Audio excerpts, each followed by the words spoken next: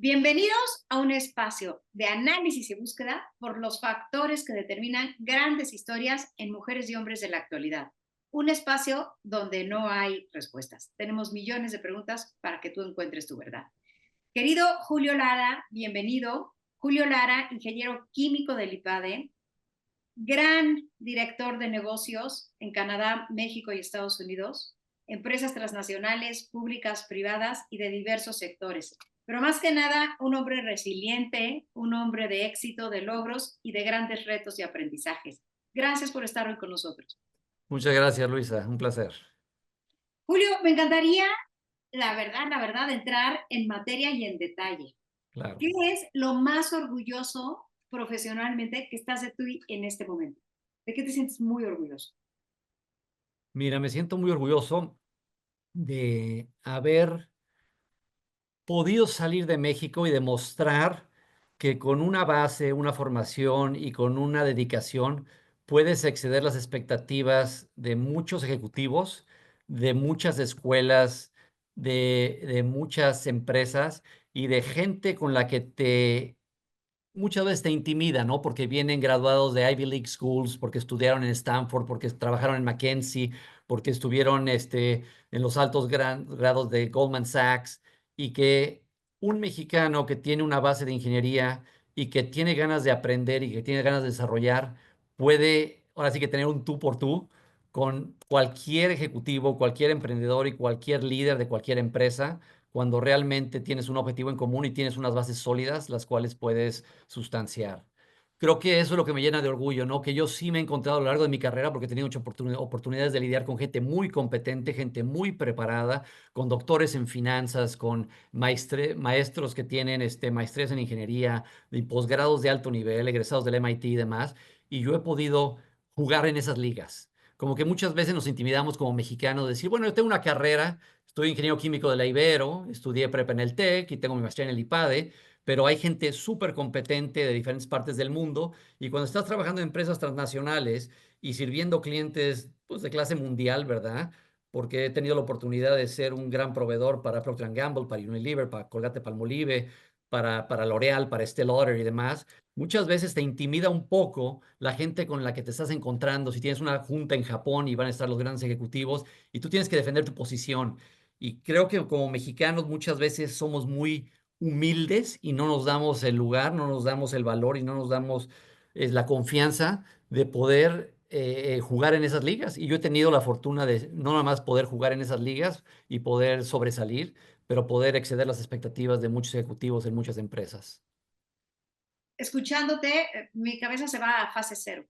Y fase cero para mí es cómo logras mantener la autoestima, la confianza en ti, cuando seguramente a veces hay un diálogo interno que te dice, y este cuate viene de Oxford, y este viene de MIT, y este viene, bla, bla, bla, ¿no? Y cómo logras tú creer en ti mismo, empoderarte, estar certero, seguro contigo.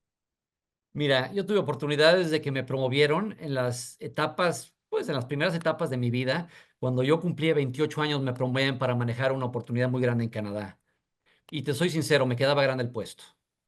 Yo me voy a Canadá, me voy a Toronto, dejo todo, dejo toda mi familia, dejo todas mis amistades, dejo todo lo que había hecho por la oportunidad en Canadá, y me doy cuenta que pues tenía que demostrar que realmente yo era la persona correcta para la oportunidad.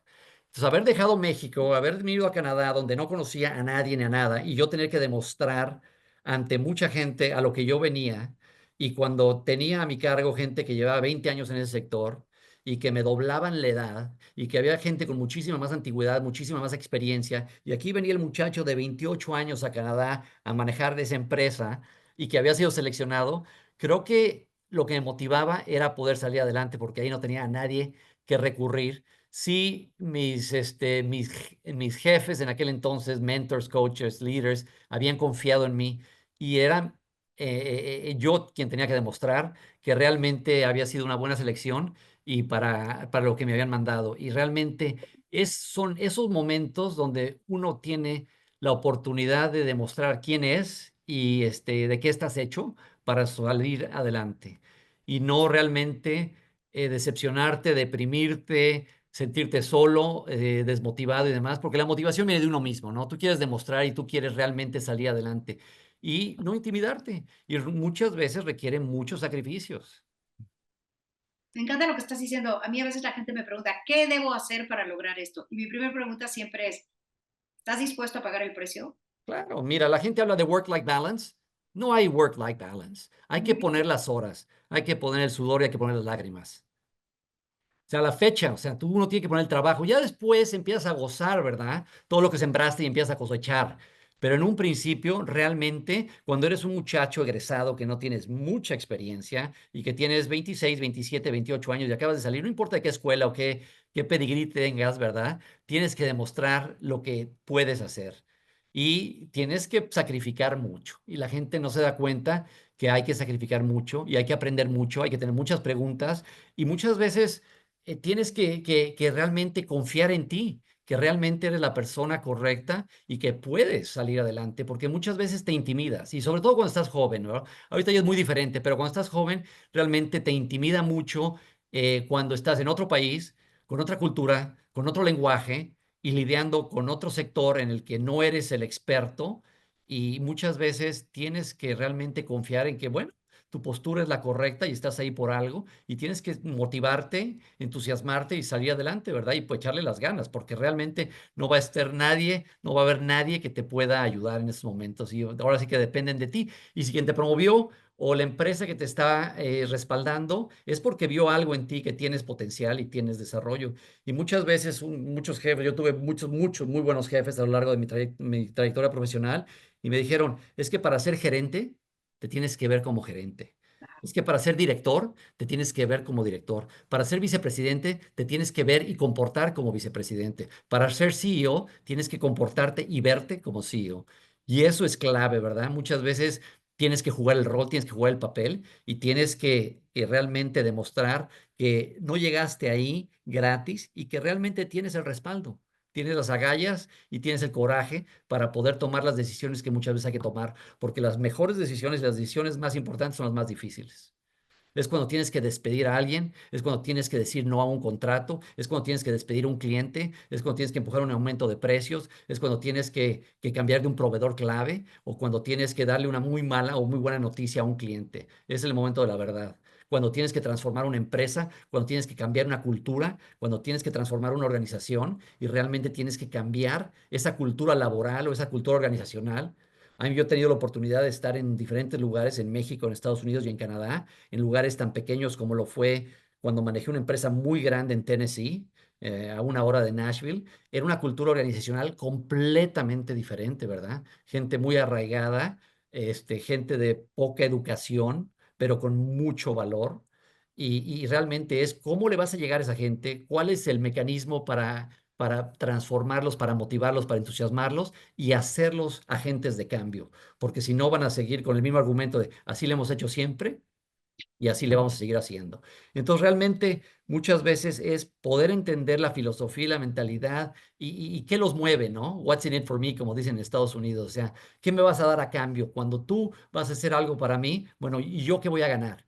Y si el empleado, el trabajador, el subordinado no ve algo que lo beneficie, va a ser muy difícil que quiera asimilar el cambio. Tienes que darles algo que los motive, que los entusiasme y que vean que sí, si van a poner las horas, van a poner el trabajo, van a poner la dedicación, bueno, ellos van a también poder cosechar los frutos de lo que se esté dando, ya sea de manera un bono, o va a ser una vacación, o va a ser una promoción, o va a ser un éxito profesional, ¿verdad? Que los lleve a otros puestos, porque hay gente que realmente quiere quedarse en ese puesto toda la vida y quiere un 9 to 5 job y la quiere fácil. Y bueno, pues allá ellos, ¿no?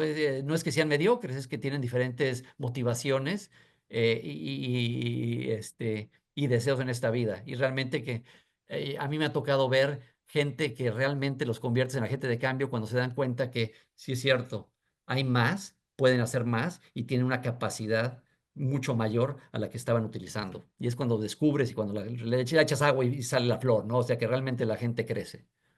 Es el verdadero liderazgo, sacarlo, igual que la paternidad, la maternidad, sacar lo mejor de las personas, ¿no? Sí, sí, sí. Creo que dijiste cosas muy importantes. Una, que la gente sepa que lo haces porque te importa. Dos, que ellos entiendan que lo que están haciendo no es para la empresa, no es para ti, es porque hay un beneficio para ellos. Nosotros nadie nos movemos, sino es que hay una razón buena para nosotros, un beneficio para nosotros. Y la tres, y muy importante, los retas. Cuando tú retas a las personas, es tu manera de decirles creo en ti. Si no, no te Claro. retaría.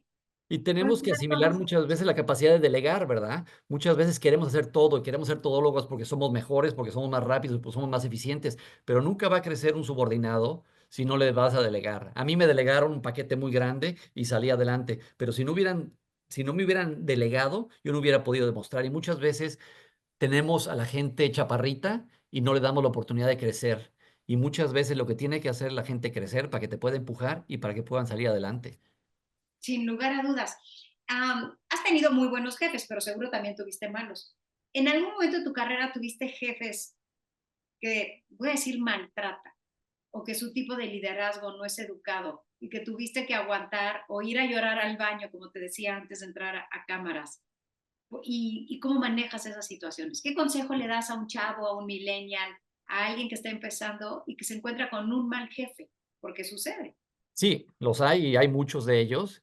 Y muchas veces tienes que entender qué es lo que lo hace malo.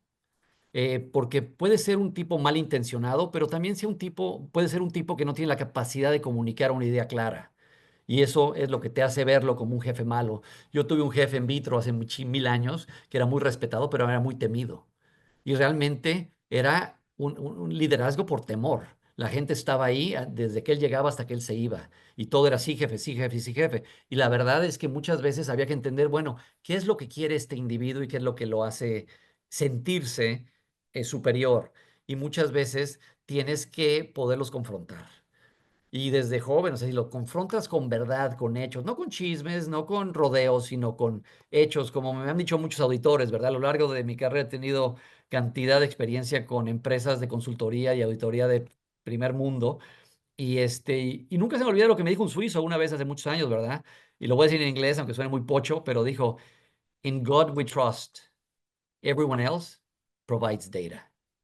O sea, enséñame los números, enséñame los resultados, enséñame lo que me quieres demostrar. No me des verbo, no me des rollo, no me des puro cuento. Enséñamelo con hechos, ¿no?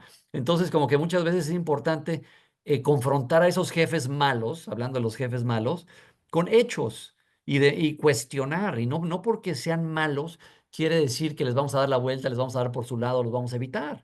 Un jefe malo, hay que entender qué es lo que lo hace malo.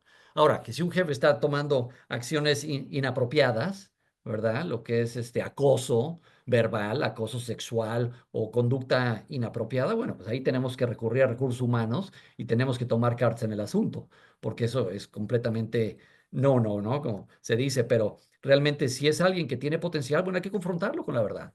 Y muchas veces hay que confrontarlo con hechos y con datos y con evidencia de por qué esto se está haciendo de esta manera o por qué los resultados fueron así.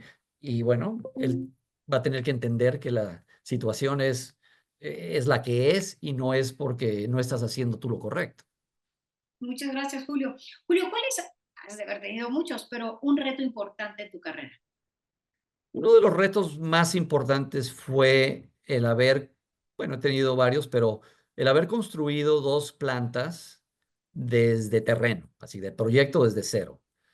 Eh, ¿Por qué? Porque puedes tener a todas las firmas de ingeniería, puedes tener todo lo que te provee la empresa, pero es el manejar el día a día, porque estás lidiando con sindicatos, porque estás lidiando con contratistas, porque estás lidiando con proyectos, con tiempos de entrega, estás lidiando con proveedores y después contratar a la gente, al personal y a tu equipo. Yo creo que de los retos más grandes que he tenido fue eso, construir una planta era un terreno, literalmente cuando yo empecé, era un terreno donde estaba sembrado maíz y se convirtió en una de las plantas más grandes en ese sector en Canadá. Y después aquí en Los Ángeles fue un proyecto muy ambicioso, nos agarró COVID en el 2020 y fue también un proyecto muy ambicioso haber construido y haber transformado una planta muy vieja y haberla reubicado sin haber tenido interrupciones de supply chain y de negocio. El haber Para montado costos una ingenieros, planta en vivo, eso fue tremendo. noches y días y fines de semana interminables. ¿Qué aprendiste de ese reto? Que tienes que estar encima de todos los detalles. No puedes delegar todo. Hay veces que tienes que estar tú presente para que las cosas se lleven a cabo y que el detalle es lo más importante. Porque puedes tener todas las hojas de Excel que quieras, todos los Microsoft Projects que quieras, todos los checklists que quieras, pero tienes que estar presente porque las tomas de decisiones son las que más cuestan dinero y las tomas de decisiones se tienen que tomar en el momento. Porque una decisión de esto lo vamos a poner aquí o lo vamos a poner acá. Y si no estás ahí para tomar esa decisión, o si vamos a arrancar este reactor, o si vamos a arrancar este tanque, o si vamos a conectar este circuito, y si vamos a echar, etcétera, etcétera, son decisiones de alto riesgo que se toman en el momento. En el momento. A mí me tocó mover una bodega del tamaño casi de un Home Depot, para que te des idea de la dimensión de la bodega, eran 110,000 pies cuadrados de corrugado, y la teníamos que mover de una bodega a otra, y nos agarró la lluvia y estábamos moviendo corrugado de una bodega a otra y lo íbamos a hacer en 3 días. Y teníamos más de $250,000 de cartón en la calle, a la intemperie, y se venía la tormenta. ¿Cómo lo hicieron? O sea, ¿qué haces? ¿Consigues un paraguas y te sientas a llorar en una esquina? Pues claro que no, ¿verdad? Agarras y llamas a todos los contratistas que conoces y les pides que traigan todas las lonas y traes a todos los montacarguistas, rentas todos los montacargas que puedas, habilitas a toda la gente que tienes acceso y no paras en el teléfono y estás tú en la banqueta coordinando la acción con puro ajeno, con agencias de colocación de temporales, trayendo gente en ese momento para mover $250,000 de cartón porque se viene la tormenta y tienes 3 horas antes de que llegue la lluvia, que es algo que no estaba contemplado 3 días antes cuando planeaste el proyecto, ¿no? Entonces son cosas que realmente te ponen a prueba y que tienes que estar ahí, ¿no? Es algo que no puedes delegar. Es algo que tienes que estar ahí presente tomando todas las decisiones y literalmente como director de tráfico, ¿verdad? Coordinando ese tipo de maniobras, que no le toca a un CEO hacer ese tipo de cosas, pero tienes que estar presente. Y traer pizzas y traer refrescos, porque ¿saben qué, señores? No vamos a parar. Vamos a arrancar el viernes y hasta el domingo no vamos a parar. Y llamarle al proveedor de propano, porque tenemos que tener 20 montacargas que no pueden quedarse sin gas. Y tenemos que seguir moviendo esto. Entonces son decisiones que tienes que empezar a pensar, bueno, ¿quién me puede ayudar? ¿Y qué tenemos que hacer? Y son decisiones que se tienen que tomar en el momento. No es algo que puedes planear y que AI te puede solucionar, ¿verdad? Esas son decisiones en el momento y que todo el cartón que tienes no es tuyo, son de clientes y son para pedidos en las siguientes 2 semanas. Entonces Me ahí encanta es lo cuando te que ponen a prueba que todos los procesos de logística, de mejora continua, de ingeniería, todos tus ejercicios de Kaizen, todos tus ejercicios de Kanban, todo lo que aprendiste en mejora continua, ahí lo puedes echar, pero ahí lo aprendes porque lo tienes que utilizar todo. Todos los procesos de reingeniería y todos los libros que hemos leído de eficiencias, ahí sí se pone a prueba. Me fascina escucharte porque me encanta tu energía. Observo que eres un cuate muy ágil de mente y que no le tiene miedo a equivocarse. Tomas decisiones rápidas y prefieres equivocarte y pivotear el camino y resolver porque crees en ti que no tomar acción. Y eso me trastorna porque veo muchas personas que parálisis por análisis. Sí, eso es muy común. Eso es muy común. Y mira, en Estados Unidos se manejan volúmenes y cantidades bestiales, ¿verdad? Bestiales. O sea, a mí me ha tocado, por ejemplo, a mí me tocó estar in vitro sentado una vez en una junta, cuando esto tiene muchísimos años, estaba yo en una junta de altos negocios en Monterrey y hubo algo que se me quedó muy grabado, que estaban los grandes jerarcas de Vitro, en aquel entonces todavía Federico Sada estaba a su cargo, el licenciado Alfonso Gómez Palacios y estaba Roberto Garza, y estaban todos en esa junta y hubo una, unas lluvias torrenciales en México y se derrumbaron varios ríos y muchos lugares no tuvieron acceso. Y entonces estaba justificando en aquel entonces el director de logística el que no habían podido entregar envases a unas plantas de FEMSA llenadoras de Coca-Cola y no habían podido llevar botella vacía a las plantas de Modelo y no habían podido entregar. Y entonces se voltea uno de los grandes jerarcas de Vitro y le dice, pero yo te aseguro que sí había pan Bimbo en todas las tiendas, en todos esos poblados en México. ¿Cómo llegaron? Porque él, que logró coordinar su transporte y logró llevar pan Bimbo a todas las misceláneas de todos los pueblos que se quedaron incomunicados, esa persona es a la que yo quiero en logística y no a ti que me estás dando excusas de que no pudiste llevar envases a todos los destinos que tenemos que llevar. Y te quedas así, wow. Yo tenía, no sé, 26, 27 años y estoy escuchando eso y digo, él sí sabe exigir, o sea, le dio una bofetada con guante blanco diciéndole, sí se puede y te voy a decir quién sí pudo. Bimbo pudo y Vitro no. Entonces ¡Wow! ahí te quedas helado, ¿no? Me quedé helada y me quedé pensando, ¿qué aprendiste de esos señorones en esos consejos, en esos espacios? No, aprendes muchísimo. Mira, yo te voy a decir otra vez, en vitro, estando ahí, tenemos una auditoría impresionante, teníamos que certificarnos en ISO 9000, y vinieron todos los auditores, habíamos tenido asesoría y todo. Viene un auditor suizo de Vetropack, que era una empresa muy grande para la división de envases en aquel entonces.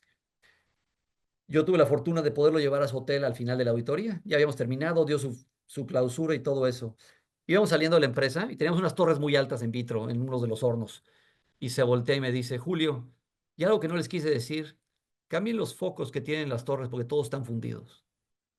O sea, él había estado 2 días checando todo y habíamos pasado la auditoría y todo eso, pero fíjate nada más la visión de este tipo que se fijó en todo, que ya no se iba de la planta y dice, chécate las torres de las chimeneas, porque todos los focos en las torres de las chimeneas, que deben ser una luz roja parpadeando, están fundidos.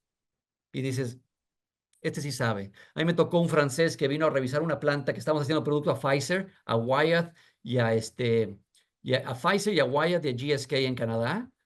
Llega uno de los altos jerarcas, viene a visitar la planta y yo le preparé todo un tour, teníamos todo el comité, le íbamos a dar una tour impresionante porque habíamos certificado la planta y demás.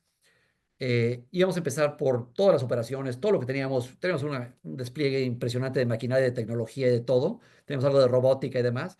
Me dijo, lo primero que quisiera ver es el compactador de desperdicio y de basura.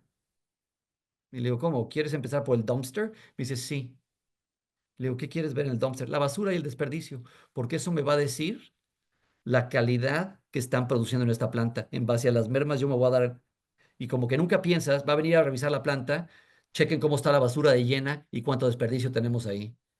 Otro auditor suizo una vez vino a una planta y me dice, yo quisiera empezar por el departamento de tus mecánicos, porque quiero ir a conocer a todos tus mecánicos. Y le digo, ¿y por qué a los mecánicos? Porque quiero ver cómo tienen las manos. Si están todos engrasados y sucios, me va a decir que hay mucho tiempo muerto y que tienen muchas fallas mecánicas en esta planta. Porque los mecánicos no tienen que estar sucios si la planta tiene un buen programa de mantenimiento preventivo. O sea, son cosas que te abren los ojos porque estas gentes vuelan desde diferentes partes del mundo, son ex McKinsey, Boston Consulting, Bain Consulting, y quieren empezar a ver basureros y quieren empezar a ver mecánicos, cuando tú quieres enseñarles todo lo bonito, ¿no? Entonces, Me gente fascina. que sabe por dónde están las oportunidades de negocio. Yo ahorita trabajo y le reporto porque trabajo en un private equity y manejo aquí la planta en Los Ángeles. Y si tú vieras las preguntas, tuve una junta de consejo ayer precisamente, las preguntas que salen durante la junta de consejo, porque varios son banqueros y todos son jerarcas financieros y tienen mucha experiencia en el ámbito financiero, hacen unas preguntas muy importantes. Pero también son de los que recorren la bodega y ven el producto y checan la etiqueta y dicen, ¿y esto por qué no lo hemos embarcado si esto se fabricó hace un mes? O sea, hay maneras de, no nada más en papel, ver tus cuentas por pagar, cuentas por cobrar, tu cash flow, tu balance sheet, tu P&L, y puedes revisar todos los indicadores de negocio y todos tus KPIs, pero muchas veces recorriendo una bodega te puedes dar cuenta de qué clase de inventario, qué clase de merma, qué clase de obsoletos tienes en un inventario cuando estás recorriendo una bodega, así. Porque Me ya trastorna escucharte. se pueden haber otras cosas y no nada más en un estado financiero que una bonita hoja de Excel. Me fascina escucharte porque yo tengo una frase que siempre le digo a mis hijos y yo lo apliqué cuando dirigí la empresa familiar y en otros momentos. Go deep. ¿Quieres que te vaya bien? Go deep. ¿Sí? Y hay que remangarse las manos y hay que Totalmente, ensuciarse las manos. No totalmente. importa si eres el CEO o el director general o quien seas. ¿Qué consejo le darías a Julio? ¿A los cuántos años te fuiste por primera vez a trabajar a otro país? A los 30. Tengo 54, me salí hace 24 años de México. ¿Qué consejo le darías a Julio de 30 años? Sé aún más decisivo. No cuestiones Decisivo. tanto. ¿Qué Más significa? decisivo. No ¿Qué te significa? cuestiones tanto. Sé más seguro de ti mismo. Y mira que eres un hombre seguro de ti mismo. Me Y en fascina. aquel entonces no era tanto, en aquel entonces no era tanto, pero si yo tuviera que darle un consejo a Julio a los 30 años, yo empaqué mis cosas y ya no volví marcha atrás. Yo sabía lo que iba, yo estuve 9 años en Toronto y yo sabía la ambición y el tamaño del proyecto al que iba y me fue muy bien financiera y personalmente, este, pero sí hubo momentos en los que me cuestionaba a mí mismo. Porque te soy bien honesto, o sea, el paquete me quedaba grande en aquel entonces. Yo sabía que el puesto que me habían ofrecido y la oportunidad que me habían presentado era algo que nunca había hecho y me quedaba grande el puesto. A los 2 años ya lo llené, ¿me entiendes? Pero inicialmente me quedaba grande el puesto. Nunca había yo manejado una unidad de negocios de ese tamaño en inglés, para empezar, en dual currency. Estábamos reportando en dólares americanos y en dólares canadienses. Yo no había sido totalmente responsable del forecast, del budget, de banking y treasury. Nunca había manejado un sindicato fuera de México y las negociaciones laborales con sindicatos canadienses no eran fáciles.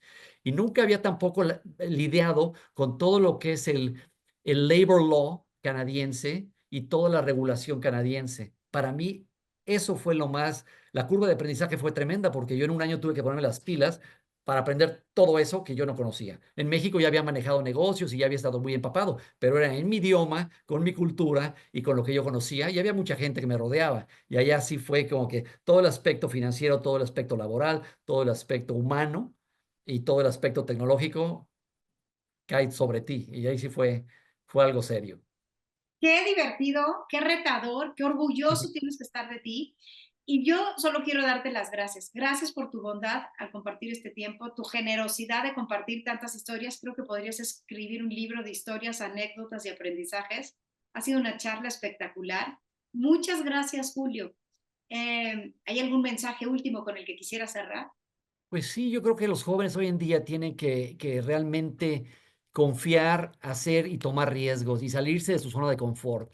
Creo que la juventud hoy en día es muy competente, muy capaz, pero se tienen que salir de su zona de confort. Yo en el private equity en el que estoy hay jóvenes de 24, 26, 28 años, muy, muy competentes y que son ejemplo, ¿eh? Ya quisiera yo a mis 26, 28 años estar expuesto a lo que ellos están expuestos, pero yo siento que por otro lado hay muchos millennials hoy en día que se están haciendo los mártires, ¿verdad? Es que todo está muy mal, es que no hay trabajo, es que todo está muy difícil, es que no hay oportunidades. Pues mira, la verdad es que están muy cómodos y muchos de ellos no están buscando y echándole las ganas que les debieran echar, porque hoy en día puedes aprender lo que quieras en YouTube. Si quieres aprender cómo programar en Python, puedes aprender solito sin que nadie te enseñe. Si quieres aprender cualquier cosa de las que yo tuve que aprender, porque a mí me consultaron, o sea, muchos consultores nos dieron muchos cursos de mejora continua y demás, pues yo tomé cantidad de cursos. Hoy en día tienes disponibilidad de cantidad de información y si en vez de estar metido en Facebook o en Instagram o en redes sociales, le dedicas un poco de tiempo a aprender y a sacar toda la información que está disponible y a tu alcance, hay muchísimo, muchísimo que aprender gratis y pueden hacer uso de su tiempo de manera más eficiente. Ese es el mensaje que yo le daría a muchos de los jóvenes que hoy en día se están cuestionando el por qué no consiguen algo bueno y por qué no hay oportunidades para ellos. Sí las hay, pero tienes que tener algo de ventaja competitiva, ¿verdad? Y tienes que diferenciarte del resto. Que si no se diferencia, muere. Sí. Hay que aprender y el aprendizaje está en la yema de tu dedo. Camarón que se duerme amanece en Superama, ¿no? Julio, muchísimas gracias. Qué honor y qué privilegio. Al contrario, Gracias Luisa, por tu bondad. Voy te lo a agradezco mucho.